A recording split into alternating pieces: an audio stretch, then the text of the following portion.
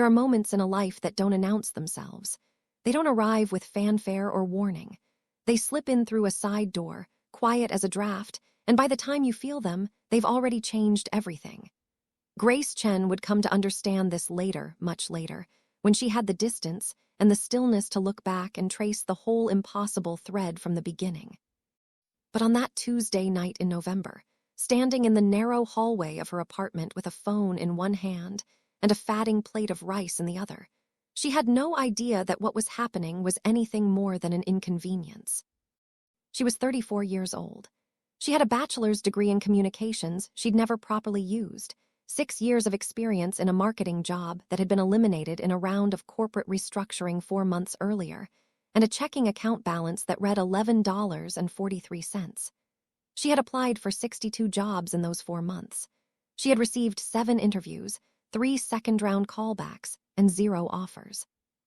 She had sold her car, her good camera, and a collection of vintage vinyl records that had belonged to her father, and still she was behind on rent. She was not a woman who asked for help easily. She came from a family that treated struggle as something private, something you managed behind closed doors with a straight face and a firm jaw. Her mother had raised 2 children on a night shift nurse's salary and never once mentioned the math of it. Grace had inherited that particular pride, the kind that keeps you company in the dark but doesn't pay for much else. So when she came home that evening with a bag of dried black beans she'd bought at the corner market, the last substantive food purchase she could afford until Friday, when her unemployment deposit was scheduled to come through, she told herself, as she'd been telling herself for 4 months, that things were simply difficult right now, not broken. She told herself this while she cooked. She told herself this while she set her single plate on the small table by the window and looked out at the street below, where the city moved in its usual indifferent way, unbothered by her particular situation. She had just picked up her fork when she heard the noise. It was subtle, a slow creak from the hallway, then a soft shuffle, then a sound like someone settling carefully against a wall. Grace put her fork down. She lived alone. She had no roommate, no pet, no one who had a key. She picked up her phone. She moved slowly toward the hallway door, her mind running through the reasonable options. A neighbor, a maintenance worker, someone who had the wrong floor. She was almost convinced of this before she opened the door. The man sitting on the floor of her hallway was old. 70, maybe older. It was hard to tell because hardship ages a person in ways that don't follow regular rules. He had white stubble across a weathered face, and pale, deep-set eyes that looked up at her with immediate resignation, the kind worn by someone used to being told to leave. His coat was wool, once good, now held together in 2 places with safety pins. His trousers were frayed at the cuffs. His shoes were brown Oxfords 2 sizes too large, stuffed with what appeared to be folded newspaper at the toes. He smelled like rain and cigarette smoke, and something older beneath both, like dust from rooms that hadn't been opened in a long time. "I'm sorry," he said, before she could say a word.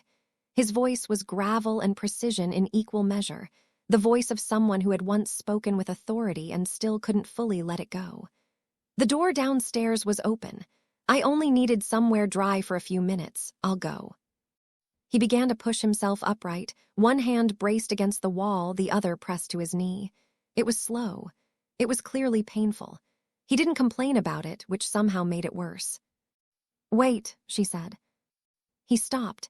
He looked at her with those pale eyes, cautious, as if wait might be the prelude to something unkind. "Have you eaten?" she asked. The question seemed to confuse him more than hostility would have. He blinked once. "Don't trouble yourself," he said. "It's not necessary." She looked at him for a long moment. Then she looked back toward her kitchen, toward the single plate she'd set for herself, the rice and beans that were supposed to last her 2 meals, the careful arithmetic of a person running out of room. Every practical voice she had said the same thing. "You can't afford this. You barely have enough for yourself. You do not know this man. Be kind, but be smart. Wish him well and close the door." Instead, she pulled the extra chair from the corner, the one with her ex-boyfriend's jacket still draped over the back, the jacket she hadn't moved in 3 months because moving it felt too much like admitting something, and she carried it to the table. She went back to the kitchen. She divided her plate in 2. "Come in," she called. "It's not much, but it's warm." His name was Walter Crane. He told her this slowly, between careful bites, as if each piece of information was something he was deciding to offer rather than surrender. He had been born in this city. He had grown up in a neighborhood that no longer had the same name. He had built, over the course of 30 years, a small commercial real estate business. Nothing spectacular, he said, but solid, reliable, the kind of work that compounded quietly over time if you were patient and didn't get greedy. He had been neither greedy nor impatient. He had, however, trusted the wrong person. His business partner, a man he'd known for 12 years, a man who had been the best man at his second wedding, had moved the company's accounts into a series of shell entities over the course of 18 months, systematically draining the business while presenting Walter with falsified statements. By the time Walter discovered what had happened, $430,000 in operating capital was gone, and so was his partner. The legal battle that followed had taken 3 years, consumed his personal savings, and ended inconclusively enough that Walter had emerged from the courthouse with his reputation in tatters and his assets frozen, pending further review. "He's gone," Walter said of the partner. "Left the country. I'm told he's somewhere in Southeast Asia. He's been there for the better part of 3 years now." He said this the same way you might report mild weather, without heat, without the particular exhaustion of someone who had spent years being angry and had finally simply stopped. "How long have you been?" Grace started. "Outside," he almost smiled. 3 years in February, give or take." He took another careful bite. "You learn to count differently after a while, not by months so much as by seasons. Winter is the one that matters. The others are manageable." Grace watched him eat. She thought about what it would take to drain a person down to this, to strip away not just property and money, but the entire architecture of a life, the daily assumptions you don't even notice until they're gone. A bed, a door, a key, the ability to sit somewhere warm without apologizing for it. "I'm sorry," she said, and she meant it in a way that she rarely meant things. He looked at her over the rim of the water glass she'd given him. "You've nothing to be sorry for." He paused. "You gave a stranger your dinner. I'd say that puts you considerably ahead on the moral ledger." They talked for a while longer. About the city. About the neighborhood, which Grace had moved to 3 years ago because it was affordable and had a good bus line to the job she no longer had. Walter knew it well from decades ago, could name the businesses that used to occupy the storefronts that were now laundromats and vape shops and vacant windows with paper taped over the glass. There was no sentimentality in the way he talked about it, just the particular knowledge of someone who had paid close attention to a place for a long time. When he finished eating, he set his fork down with a neatness that caught her attention, placed it at an angle across the plate, tines down, the way someone had once taught him. He folded the paper napkin she'd given him into a small square. He looked across the table at her with an expression she couldn't name, not quite gratitude, not quite assessment, something older than both. "You didn't have to do that," he said. "I know," she said. "Most people wouldn't." She didn't answer that. She didn't think it needed an answer. He reached into the inner pocket of his coat then, slowly, with the care of someone handling something fragile, and produced an envelope. It was cream-colored, the heavy kind, slightly yellowed at the edges in a way that suggested age rather than neglect. There was no name on the front, no address, just 4 words. Written in ink that had faded to a soft brown, in a handwriting so deliberate it looked almost typeset. Grace looked at the envelope. She looked at him. "I've been carrying that for 8 months, Walter said quietly. He held it for a moment, and something crossed his face, relief, perhaps, or the completion of a long-held intention. Then he placed it on the table between them, gently, as if setting down something he'd carried a great distance.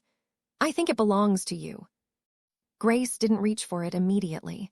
She just looked at it lying there on the table between the empty plates, under the kitchen light that was slightly too bright for the room. "What is it?" she asked. "Instructions," he said, "of a sort." He stood then with the same slow wince she'd seen before. She offered her hand and he took it briefly, steadying himself. He thanked her again, once, plainly, without embellishment. He walked to the door. He turned back once and she thought he was about to say something more, but he only looked at her for a moment with those pale, quiet eyes, and then he was gone. She went to the window and watched him go down the front steps, hands in his pockets, walking at an unhurried pace into the dark, as if he had somewhere to be and all the time in the world to get there. She watched until she couldn't see him anymore. Then she stood there a little longer anyway, looking at the empty street. She didn't open the envelope that night. She wasn't sure why. She left it on the table and went to bed, and she lay awake for a long time listening to the sounds of the building around her and thinking about a man who had built 30 years of something solid and watched it disappear, and who had still, somehow, managed to fold his napkin. She opened it in the morning, with coffee, at the same small table. Inside were 2 items, a folded note, handwritten on the same heavy cream paper, and a key. The key was small and brass, the kind used for padlocks, with a plastic tag attached by a thin wire. On the tag, written in the same careful hand, Meridian Self-Storage, Unit 114. She unfolded the note. It read, "If you are reading this, you showed mercy to a stranger when it cost you something. You fed someone from your last. You did not ask what it would bring you. The world does not reward this often enough, and I have spent a considerable portion of my life thinking about how to correct that, in whatever small way is available to me. The key is for a storage unit at Meridian Self-Storage on Delancey Street, Unit 114. You will find a sealed box inside." Inside the box is a second envelope, addressed to Hargrove & Son, attorneys at law, 220 West Callum Avenue. Take it to them in person. Tell the receptionist that Walter sent you. They are expecting this delivery. They have been expecting it, in fact, for 11 years. Do not be alarmed by what they tell you. Simply listen. And please live well. You've already proven you know what that means. Grace read the note twice. Then she set it down and looked at the key in her palm. She turned it over, turned it back. She thought about the reasonable things a person in her situation should be feeling. Suspicion, confusion, the particular wariness of someone who had been let down enough times to know that gifts with strings attached are rarely gifts at all. She felt all of those things. And then she picked up her coat and her bag, and she drove to Delancey Street. Meridian Self-Storage occupied a long, low concrete building at the edge of the industrial district, bracketed by a tire shop that hadn't changed its sign since 1987, and a building that still had the ghost letters of a textile company painted across its upper facade. The facility manager at the front desk asked for no ID, only the key, which she showed him, and the unit number, which she gave. He nodded her through without particular interest. People came and went from storage units for all kinds of reasons, and none of them were any of his business. Unit 114 was at the far end of the second corridor, around a corner, away from the main row. The fluorescent light above it buzzed softly. The lock opened on the first try. She slid the metal door upward, and it rolled back with a sound like distant thunder, and the smell that came out was cedar, warm and dry and unexpected, the kind of smell you associate with old closets in old houses, with the preserved things of careful people. The unit was almost empty. No furniture, no boxes of accumulated life, no stacked plastic bins of seasonal clothes or forgotten appliances. There was only a small wooden chest, roughly the size of a shoebox, sitting alone in the center of the concrete floor as if it had been waiting patiently for a visitor that was a long time coming. The chest was made of dark wood, smooth with age, fitted with a small brass latch that opened without a key. She knelt down and opened it. Inside, on a bed of dark velvet, sat an envelope. It was thick, thicker than she'd expected, the kind of weight that comes from multiple documents, folded or stacked. It was sealed with red wax impressed with an emblem she didn't recognize and bound with a thin black ribbon. The front bore a typed label, precise and formal. Hargrove and Son, ATTORNEYS Law, 220 West CALLUM Avenue, RE. The estate of WALTER James Crane, to be DELIVERED upon condition of mercy. She read it 3 times. She sat back on her heels and looked at it.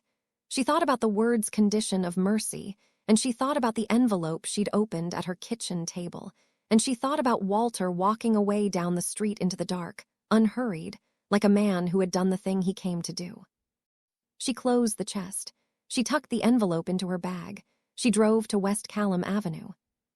Hargrove and Son was on the 3rd floor of a brownstone that occupied the corner of Callum, and merchant with the quiet confidence of a building that had never needed to update its facade to advertise its seriousness. The brass plate beside the door was polished, but not recently changed. The elevator was small and slow and smelled like old paper and furniture wax. The 3rd floor office had wood-paneled walls and 2 long windows that looked out over the street and bookcases that went from floor to ceiling, and a receptionist behind a low desk who looked up at Grace with an expression of professional calm. "I'm here," Grace started. "Did Walter send you?" the receptionist said. Grace stopped. "Yes." The receptionist nodded once, as if this confirmed something expected. She lifted the receiver of a phone that looked like it dated from the early 2000s, pressed a single button, and said, "She's here." She set the receiver down. "Someone will be right with you. Would you like water? Coffee?" Grace shook her head. She sat in one of the waiting chairs. She looked at the framed certificates on the wall and the potted fern in the corner and the afternoon light coming through the long windows, and she had the dizzying sense of being inside a story that had been written before she arrived. Margaret Hargrove was 63 years old, with silver hair cut precisely at her jaw and a manner that suggested she had been in rooms like this, with people in various states of bewilderment, for a very long time, and found them no less interesting for the familiarity.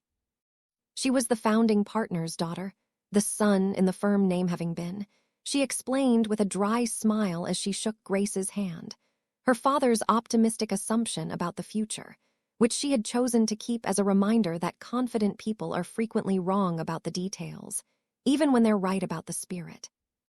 She sat across from Grace at a desk that was clear except for a legal pad, a pen, and a framed photograph turned slightly away. She took the envelope from Grace's hands with care, examined the seal, and opened it with a letter opener that looked like it had been used for exactly this purpose for 40 years. She read for several minutes. She made a few notes on her legal pad. Then she set the documents down, folded her hands, and looked at Grace. "How much do you know about Walter Crane?" she asked. "He told me some of what happened to him," Grace said. "The business partner, the fraud, the legal case." Margaret nodded. "He told you the bones of it." She paused. "Let me fill in the rest." Walter Crane, she explained, had not always been the man Grace had found in her hallway.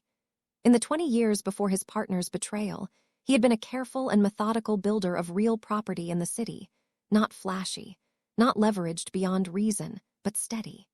He had acquired 4 commercial properties over those years, 2 warehouse buildings in the manufacturing district, a mixed-use commercial and residential building on the north side of the city, and a parcel of industrial land on the eastern edge that he had purchased at a price that most considered too high at the time, because Walter had looked at city planning documents that no one else was reading closely and seen what was coming. What had come, 18 months ago, was the announcement of the city's new transit corridor, a major infrastructure project that would place a central hub station approximately 400 meters from the eastern parcel. The land that Walter had paid a premium for, that his partner had tried, but failed to include in the fraudulent transfers because the title had been structured in a way that made it legally complex to touch, was now worth roughly 6 times what he had paid for it. The fraud case had concluded 14 months ago. A judgment had been entered. Walter's assets, all 4 properties, plus the accumulated damages, were ordered restored. The legal apparatus had done, eventually and imperfectly, what it was supposed to do. Walter had never appeared to claim any of it. "We couldn't find him," Margaret said. "We tried. The city's social services network, outreach organizations, shelter registries. He wasn't in any of them. He was simply out there, somewhere, living the way he'd been living." She looked at Grace steadily. "He knew the judgment had come through. He'd been in contact with our office intermittently in the years before, but he never came in, never responded to certified mail sent to the last known address. And then last spring, he called, and I spoke with him, and he told me he had one more thing he needed to do before this was finished." "The envelope," Grace said. "Envelope," Margaret agreed. He had set up the estate structure 11 years ago before any of the trouble, when he was still at the height of what he'd built, when there was no reason to think any of this would ever be necessary. He was a man who believed in preparedness. He'd done work in his early years with organizations that served people experiencing homelessness, and he had a particular philosophy about wealth, about what it was for, and who it should ultimately find its way to. She paused. He told me once that the only people he trusted with significant resources were people who could give from a place of genuine cost, not from surplus, from scarcity. The condition of mercy, Grace said softly. His phrase exactly. Margaret looked at her. The estate, as it stands today, including the restored properties, the settlement from the fraud judgment, and the value appreciation on the eastern parcel since the transit corridor announcement, is appraised at approximately $4.3 million. She said it the way people who work with large numbers say them, clearly, without drama, as a fact that deserves to be received clearly. Walter is nomming you as the beneficiary. The documents in this envelope constitute the formal assignment. There will be additional steps, probate review, transfer filings, title work on the properties. Our office will handle all of that, but the substance of it is straightforward. She settled back slightly in her chair. You came, you delivered the envelope. The condition is met. The room was very quiet for a long moment. I gave him half a plate of rice and beans, Grace said. Her voice came out smaller than she intended. Yes, said Margaret. That's rather the point. She picked up her pen. He's been carrying that envelope for 8 months, as I understand it, through the winter, through everything, looking for the right person. She set the pen down again. I've been waiting 11 years to make this call. I think he chose carefully. Grace drove home in a silence that had weight to it. She sat in her car outside her building for a long time, long enough that the light changed twice around her, long enough that a neighbor walked by and waved, and she waved back automatically, not quite seeing them. She looked at her building, the stuck buzzer on the intercom panel, the crack in the front step that the landlord had been meaning to fix since March. The window of her apartment on the second floor where she could see, from here, the edge of the kitchen light she'd left on.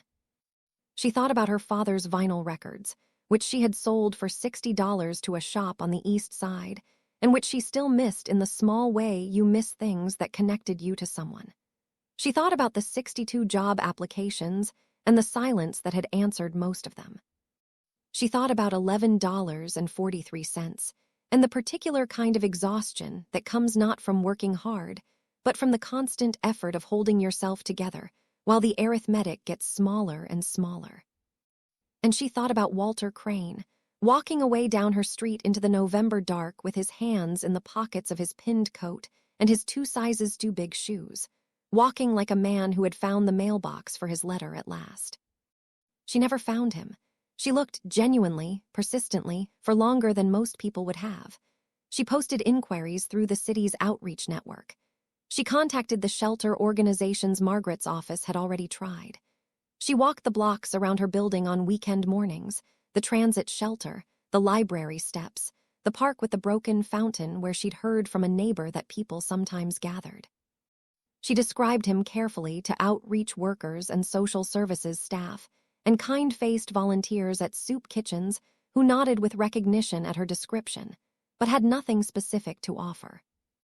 Nothing came back. It was as if he had resolved himself into the city's background, back into the fabric of the overlooked and uncounted, and either could not or had chosen not to be found. Margaret Hargrove, when Grace reported her lack of success, received the news without surprise. He was always a man who decided things, she said. About what he would do and what he wouldn't. I suspect that if he's not findable, it's because he doesn't want to be found just yet. She paused. Or, and I say this not unkindly, he may have simply finished what he needed to finish. Some people do that. Grace thought about that for a long time. The probate process took 7 months. The title transfers took another 3. There were documents to sign, appointments to keep, phone calls about things she didn't fully understand that Margaret's office navigated with cheerful competence. Grace kept her apartment during this time, kept looking for work during this time, kept living the careful arithmetic of her daily life, because it seemed wrong, somehow morally wrong, not just practically premature, to make decisions based on something that hadn't fully landed yet. When it landed, she was sitting at the same table in the same chair, drinking the same brand of coffee she'd bought for years. The call from Margaret's office was brief. Everything was confirmed. The accounts were accessible. The properties were in her name. She sat at the table for a while after hanging up. She looked at the chair across from her, the one she'd pulled from the corner that night, the one she'd left in its new position ever since, as if she knew subconsciously it might be needed again. She thought about what Walter had written in his note. Live well. You've already proven you know what that means. She thought about what that meant. She turned it over for weeks, the way you turn a word over when you're not sure it means what you think it means. What she built, in the years that followed, surprised people who expected a different kind of story. She could have liquidated and lived quietly and comfortably for the rest of her life without working another day, and no one would have blamed her. She had come from nothing and been given something extraordinary, and the ordinary human response to that is to hold it close and breathe. Instead, she kept one of the warehouse properties on the east side, the smaller one, near the transit corridor with good bones and too much empty space, and spent 14 months converting it into 80 units of transitional housing. Not a shelter, not emergency beds. Transitional housing, furnished apartments with actual doors that locked, with kitchens where you could cook your own food, with a lease you signed your own name to, for people navigating their way out of homelessness and into something stable. She partnered with 3 existing nonprofits in the city to manage referrals and wraparound services. She hired a director with 20 years of experience in housing policy and got out of her own way. She named the building after no one. She was offered the option by the architect and the city official who signed the permits and a journalist who came to write about it, and she declined each time. It doesn't need a name on it, she said. It just needs to work. The other properties she managed through a small family office she set up in partnership with a financial advisor she found through Margaret Hargrove, who had, it turned out, opinions about exactly this kind of thing. She reinvested carefully. She gave away annually in a pattern she had worked out over months of thinking. Organizations working on housing, on hunger, on the specific indignities visited upon people who fall through the systems that are supposed to catch them. She was not a saint about it. She bought herself a car, a good one, the kind she would have been afraid to want before. She moved into an apartment with a second bedroom, and windows that faced the right direction, and a kitchen where she could cook for more than one person. She went back to the record shop on the east side and spent an afternoon looking through the bins until she found, not her father's records, those were gone, but ones that felt like they could fill the same space on a shelf. She thought about Walter Crane on the night she moved into the new apartment. She stood in the empty living room with a glass of wine and looked out at the city lights and allowed herself, for the first time in a long time, the feeling of solidity, the feeling of standing on ground that didn't require constant maintenance to stay firm beneath her feet. She had asked Margaret once, in one of their later meetings when the business was mostly settled and conversation was easier. Had Walter known, when he set up the estate structure 11 years ago, that this was how it would end? Had he anticipated the fraud, the legal battle, the years of living outside? Had the whole thing been designed from the beginning? Margaret had thought about this for a moment. I think he anticipated that something could go wrong, she said. He was pragmatic. He'd built enough to know that what you build can be taken, and I think he wanted to make sure that whatever he'd built would land somewhere worth landing. She paused. But the specific details, the years outside, the envelope, the walking around looking for the right person, I don't think even Walter could have planned that. Some of it, I think, was just Walter being Walter. Being stubborn, being precise, deciding that if something was worth doing, it was worth doing until it was done right. Grace had nodded at that. She believed it. Years later, when people heard her story and asked her the question she'd come to expect, would you do it again, knowing what was coming, or was it really just luck, being in the right place? She always answered the same way and always meant it. I didn't know anything was coming, she'd say. I had $11 and I hadn't eaten since noon and I had half a plate left and he was hungry. That was the whole of it. She'd pause. The rest of it, that was Walter. That was him choosing. I just happened to be the one at the table. And sometimes, When the person asking was the kind of person who listened well, she'd add the last part. I still set 2 places, she'd say.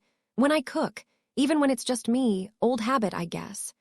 She'd smile, a small, specific smile, the kind that belongs to a memory that sits in you without fatting.